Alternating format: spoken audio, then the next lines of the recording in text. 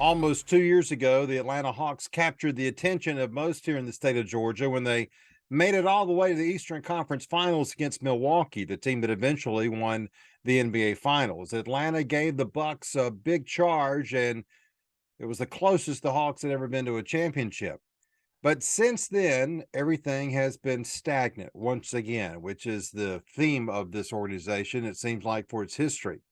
The Hawks, since that Buck series in July of 2021, are 73-73. If you count the 5-game series they lost to the Miami Heat last year in the first round of the playoffs, they are a game under 500 this year. They were 4 games over 500 last season in the regular year, and yet they just cannot get over that hump. This is a team that, after that series with Milwaukee, many people believed was ready to get to that next level and stay as a top 4 contender in the Eastern Conference. Instead, they have just not been able to get over the hump. I'm going to keep mentioning that because that, again, is the theme of this organization. It's always been around 500, it seems, and they've never been bad enough to get too many high draft picks and never been good enough to get anywhere out of the top middle part, rather, of the NBA draft, and therefore they just have a lot of mediocre players. And now they had a pretty good collection of talent, and yet Nate-McMillan was unable to do anything with that core of talent. Is it his fault? Well, yeah, it's a little bit of his fault. It's his job to motivate players, whether they like him or not. There's no doubt there are deeper issues, though, and a lot of that comes from ownership. Tony Ressler, the owner of this team, seemed to be a better owner than the previous group, but then all of a sudden we have seen cracks in the armor here this year that have shown that it's not a very good situation.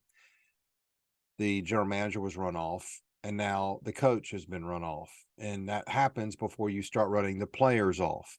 Now, Nate-McMillan, again, does have some room to accept some of the blame because he just was not a motivator. He was a very quiet man, very classy guy, but not the kind that needed to be there to fire this team up.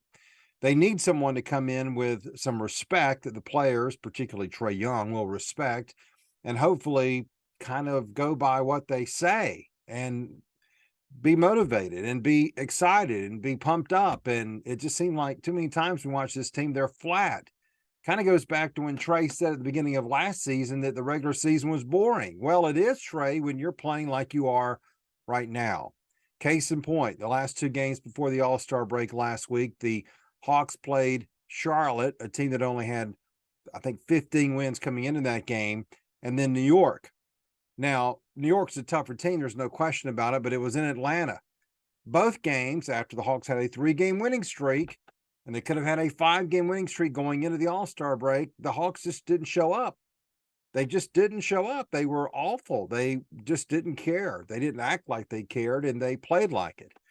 And that's probably why Nate-McMillan had the final straw and got fired on Tuesday. So we'll see what they do next for a head coach. We'll see if they can come together under the interim head coach and do something. But if not, if this doesn't work, then the players will be next.